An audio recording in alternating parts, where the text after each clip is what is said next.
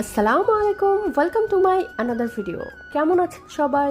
নিশ্চয়ই অনেক ভালো আছেন, আমি অনেক ভালো আছি। আজকে আপনাদের সাথে শেয়ার করব ডিম আর আলু দিয়ে খুব মজাদার একটা চপের রেসিপি। শুরুতেই আমি ডিম আর আলুগুলো সেদ্ধ করার জন্য দিয়ে দিয়েছি। এখানে আমি চপের জন্য যেই মশলাটা বানাবো সেখানে আমি পেঁয়াজ কুচি, কাঁচামরিচ কুচি আর ধনিয়া কুচি করে নিচ্ছি। আমরা প্রায় প্রতিদিনই সন্ধ্যায় বিভিন্ন ধরনের নাস্তা তৈরি করে থাকি, যেমন হচ্ছে একটু ঝাল ঝাল বা মিষ্টি, এই টাইপের সবসময় আমরা নাস্তা তৈরি করে থাকি। তো সেজন্যই আজকে আমি ডিম আর আলুর চপটা আপনাদের সাথে শেয়ার করছি।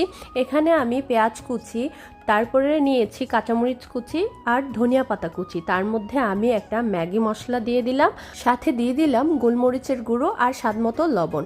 আর এদিকে কিন্তু আমার ডিম আর আলুগুলো সেদ্ধ হয়ে গেছে।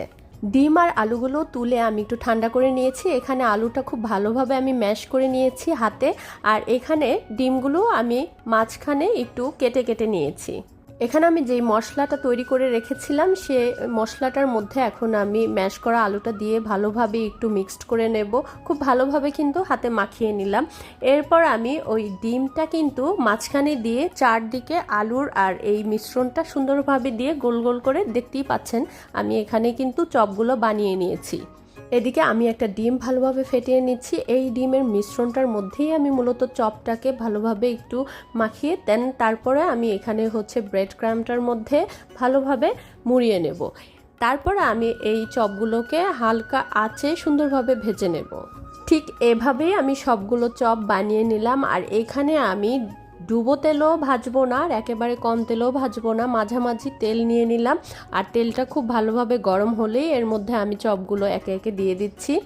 দেখতেই পাচ্ছেন চপগুলো কিন্তু এক পাশ খুব ভালোভাবে ভাজা হয়ে গেছে। এখন আমি আরেকটা পাশ উল্টে দিয়েছি। দেখতেই পাচ্ছেন ডিম আলুর চপটা কিন্তু অলরেডি ভাজা হয়ে গেছে, তৈরি হয়ে গেছে খুবই মজাদার একটা ডিম আলুর চপ। এই চপটা অবশ্যই আপনারা বানিয়ে দেখবেন, খেতে কিন্তু খুবই মজাদার এই চপটা। আমার করা রান্নার ভিডিওগুলো যদি আপনাদের ভালো লেগে থাকে তাহলে অবশ্যই আমাকে সাপোর্ট করবেন। ধন্যবাদ সবাইকে।